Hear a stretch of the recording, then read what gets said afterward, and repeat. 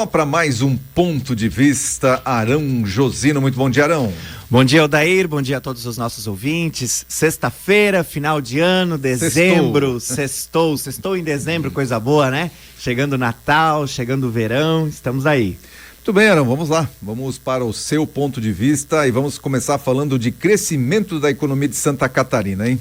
Santa Catarina, né, Odair, sempre se destacando a nível nacional, com números sempre surpreendentes, inclusive, ainda mais nesse momento que nós estamos passando. O fenômeno El Niño atingiu tanto o nosso estado, mesmo assim Santa Catarina se demonstrando aí, através da sua força econômica, o quanto está pronta para se recuperar e sempre contribuir com o desenvolvimento econômico do nosso país. Então, de acordo aí com os dados do observatório da FIES, que é a Federação de Indústrias do Estado de Santa Catarina, nosso estado teve um crescimento de 2,5% no mês de setembro, se comparado com o mesmo mês lá de 2022. Enquanto Santa Catarina cresceu 2,5%, o Brasil teve uma queda, ou melhor, um pequeno crescimento de 0,3%. Então, enquanto Santa Catarina cresceu 2,5%, o Brasil cresceu 0,3%, e o principal setor aí que tem puxado agora Santa Catarina nesse segundo semestre é o setor de serviços.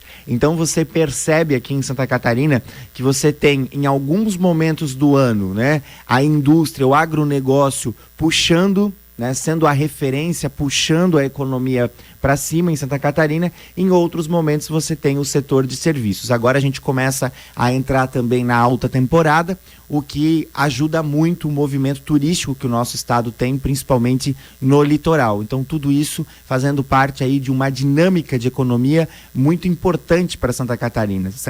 De fato, um dos motivos de tornar Santa Catarina o estado que ele é, essa referência econômica, ter essa pujança, né, é justamente nós termos uma grande diversidade.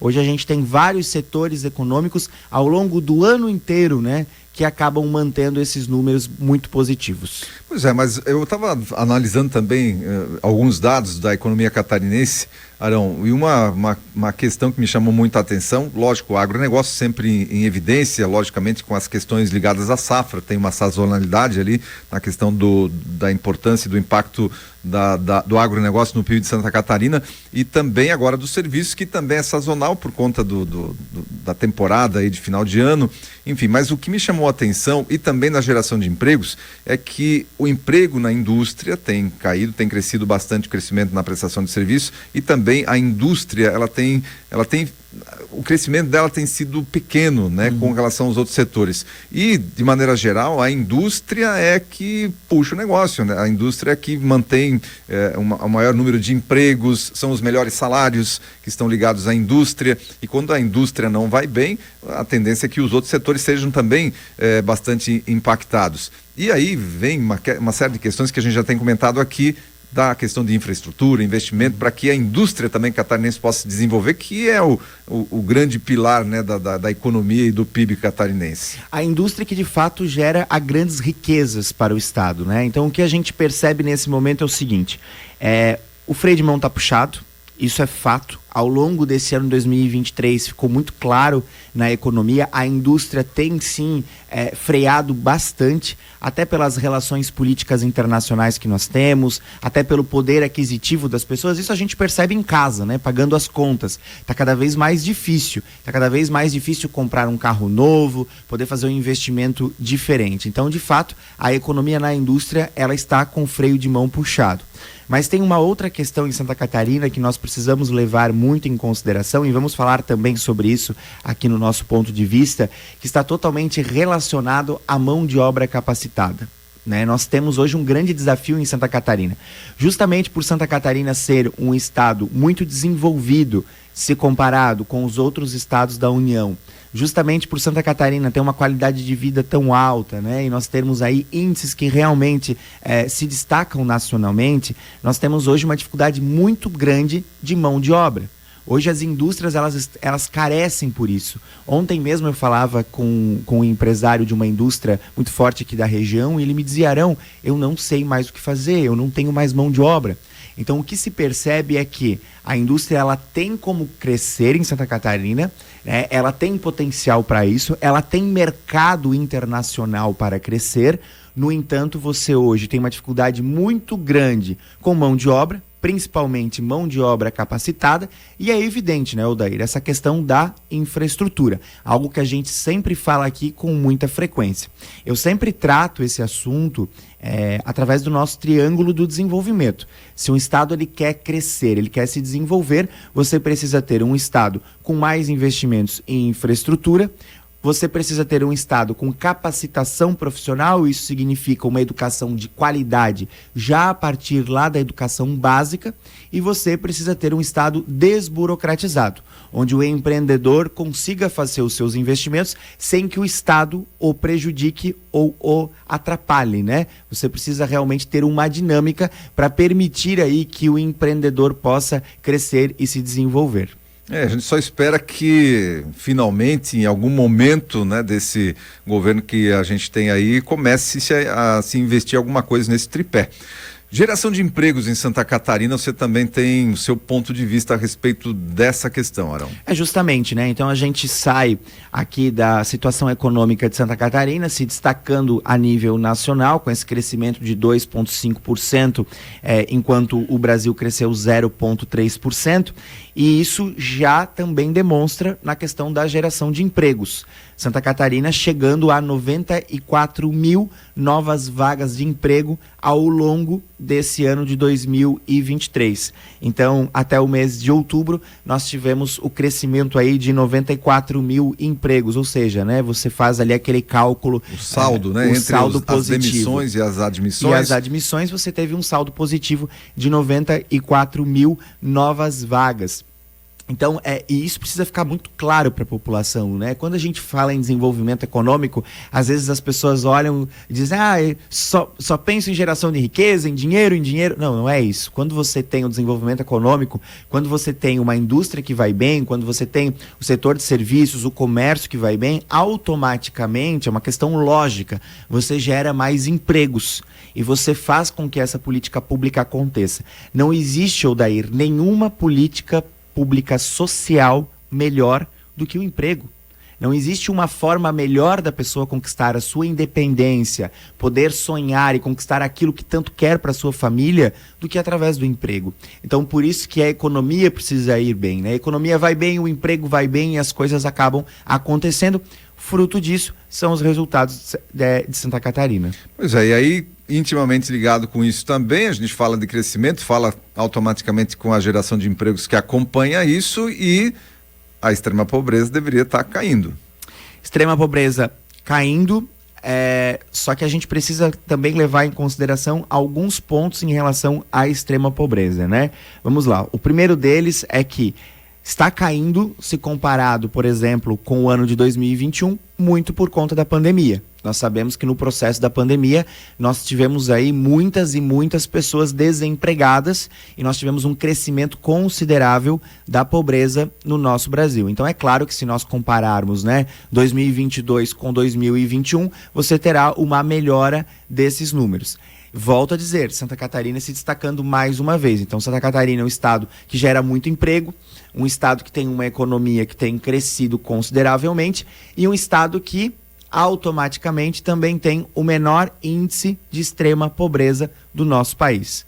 Hoje nós estamos com 1,8% de extrema pobreza em Santa Catarina, é o menor índice do Brasil. A média nacional hoje é 5,6%. Então perceba que no Brasil é 5,6% a média da extrema pobreza, enquanto aqui em Santa Catarina nós estamos em 1,8%. É o menor índice do Brasil.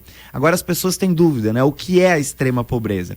A extrema pobreza é quando a pessoa, então é per capita, é por família per capita, você tem aí pessoas que vivem com menos de $2,15. 2,15 dólares. Isso significa em torno de R$10. Se a gente fizer a conversão no dia de hoje, em torno de 10 e pouco, 10,50.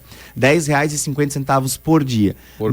Por pessoa. Multiplicando aí por 30, você tem uma média aí de R$300 por mês. Então, a pessoa que vive com R$300 por mês, ou menos do que isso, ela é considerada na extrema pobreza. R$300 para comer, comer, para pagar energia, para pagar aluguel, para morar, enfim, para tudo, R$300. Quem consegue viver hoje com R$300 por mês? Isso é considerado extrema pobreza. Agora, Odair, a gente nunca pode tratar os números de forma fria. A gente precisa olhar para os números e realmente enxergar pessoas. Atrás de todo número existe uma pessoa, existe uma história, existe uma condição social. Então, se você pegar, por exemplo, né, a extrema pobreza, hoje nós estamos num estado, Santa Catarina tem cerca de 7,5 milhões de habitantes, nós temos 1,8%, né, vivendo na extrema pobreza, ou seja, 130 mil catarinenses, mais ou menos, vivem com menos de R$300 por mês. 130 mil catarinenses. Isso seria pegar aqui a nossa micro-região, pegar Timbó, juntar aí com Rio dos Cedros, com Rodeio, com Benedito Novo, com Ascurra, seria toda essa região aqui. Toda essa região vivendo numa extrema pobreza. E nós estamos falando do estado que tem a menor taxa de extrema pobreza do Brasil. Então perceba que nós temos, sim, grandes desafios pela frente. Nós temos, ao mesmo tempo, uma indústria que carece de mão de obra qualificada. Nós temos uma indústria com potencial gigantesco de crescimento hoje no nosso país. Nós temos um estado que é pujante, que é um estado empreendedor, que é um estado que tem números que realmente surpreendem na economia nacional. Porém, você ainda tem 136 mil catarinenses vivendo na extrema pobreza. Onde estão as nossas políticas públicas? E não existe política pública social melhor do que a geração de emprego para enfrentar esse tipo de situação como da extrema pobreza. E eu diria ainda, acrescentaria um ingrediente nessa questão da solução para a extrema pobreza, que é a educação. E aí temos avaliações do Brasil no Programa Internacional de Avaliação de Alunos, o PISA. Essa semana saíram os números, então, do PISA, né, que é esse programa importante em que eles fazem uma avaliação de como estão os ensinos, né, em 81 países. Fazem uma prova com jovens de 15 a 16 anos, justamente para saber como estão os conhecimentos relacionados à ciência, a português, né, e a matemática. E os números, eles são bastante preocupantes. Se nós compararmos o Brasil com os demais países, né? Foram 81 países, o Brasil aparece na posição 62 quando o assunto é ciência, em 52 quando o assunto é leitura e em 65 quando o assunto é matemática.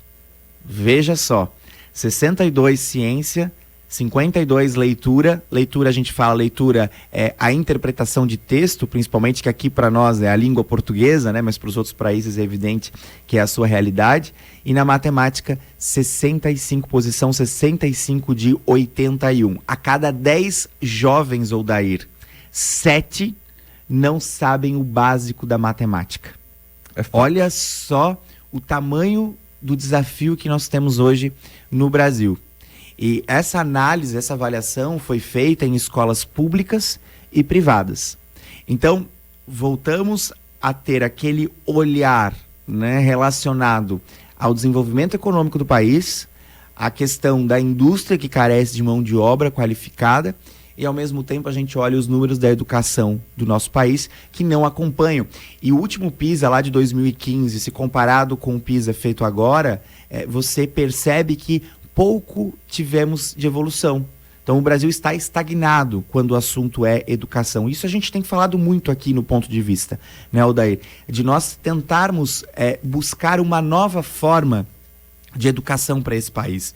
Um currículo escolar que de fato seja de interesse dos nossos estudantes e que de fato prepare eles para o mercado de trabalho e para o futuro. Nós fizemos essa semana, lá em Ascurra, nós tivemos a formatura do Ascurra de Oportunidades, um programa que nós criamos lá em 2021, que tem como objetivo fazer capacitação profissional para todas as idades, ou seja, aquela pessoa, aquele ascurrense que sonha em fazer um curso de capacitação profissional, ele bate na porta da prefeitura e nós encaminhamos ele.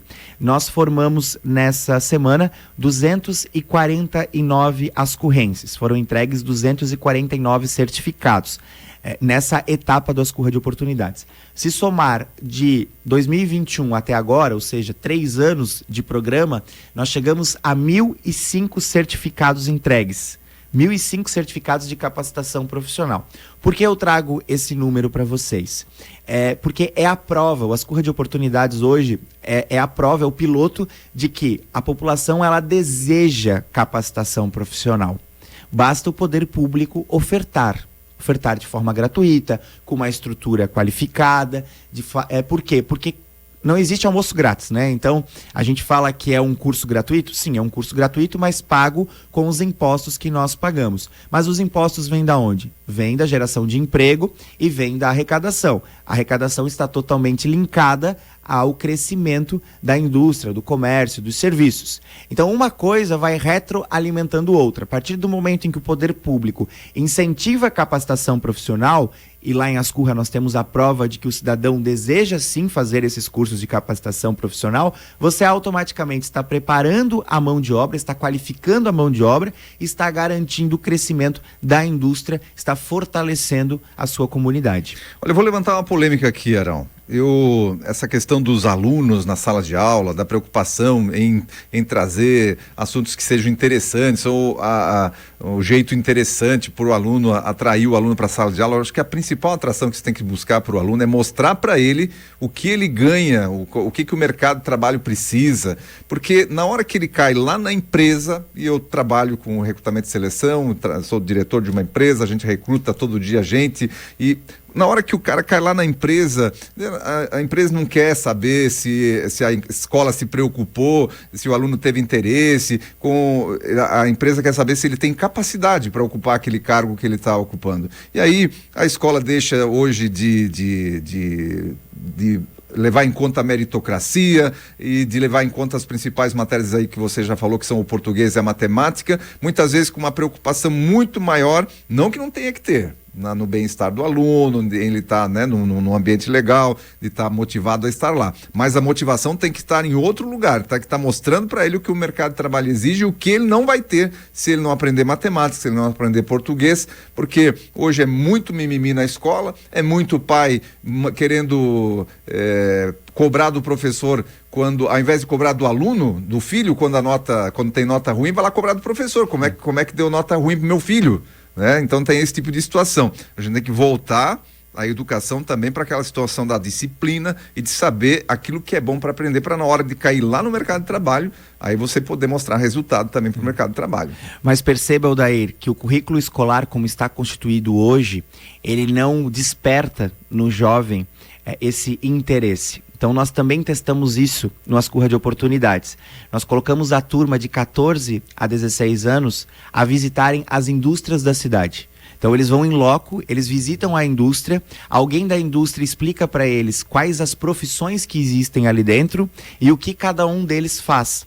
Por quê? Porque hoje, da forma como você tem o currículo escolar, o estudante, ele não faz a mínima ideia o que faz, por exemplo, um engenheiro de produção. Ou ele não faz a mínima ideia do que faz um assistente administrativo e do que precisa cuida saber, de RH ou financeiro, quais os conhecimentos precisa saber, se eu gosto mais da matemática, porque tem isso, né? Tem o perfil que é mais da matemática, o perfil que é mais de humanas, né? Da comunicação. Então, você precisa despertar isso, e é isso que nós precisamos hoje que as escolas façam. Mas você tocou num outro assunto muito importante, que é a participação da família na escola. As famílias, elas estão distantes das escolas. Prova disso foram as eleições agora para diretor das escolas estaduais. Muitas e muitas escolas catarinenses não atingiram o mínimo de 50% dos votos dos pais para a escolha do diretor da escola. E pelo edital, aquelas escolas que não alcançassem 50% dos professores, ou 50% dos alunos, ou 50% dos pais, a indicação passa a ser política, partidária, do partido ou dos aliados do governador. Então perceba que nós tivemos, por exemplo, uma escola em Ascurra, uma escola estadual, que não atingiu 50% da presença dos pais votando. Ou seja, será que os pais realmente estão interessados naquilo que tem se construído dentro da escola para os seus filhos? Nós precisamos despertar isso, Odair. Ou a gente começa a tratar sobre educação, educação pública de qualidade, educação pública que faça uma capacitação profissional, que prepare o cidadão para o futuro, ou a gente puxa as famílias novamente para dentro da escola, a gente faz esse debate, essa discussão, ou a gente tem um maior acompanhamento, maior avaliação para acompanhar esses resultados, ou nós não teremos mão de obra qualificada e automaticamente a nossa indústria, o nosso comércio, os nossos serviços não irão para frente, nós vamos patinar, o Brasil continuará patinando. Muito bem, ponto de vista colocado aqui de Arão Josino nessa sexta-feira, dia 8 de dezembro. Arão, um abraço para você, até na segunda-feira. Obrigado, Odair, um grande abraço a todos e até semana que vem. Esse foi o ponto de vista com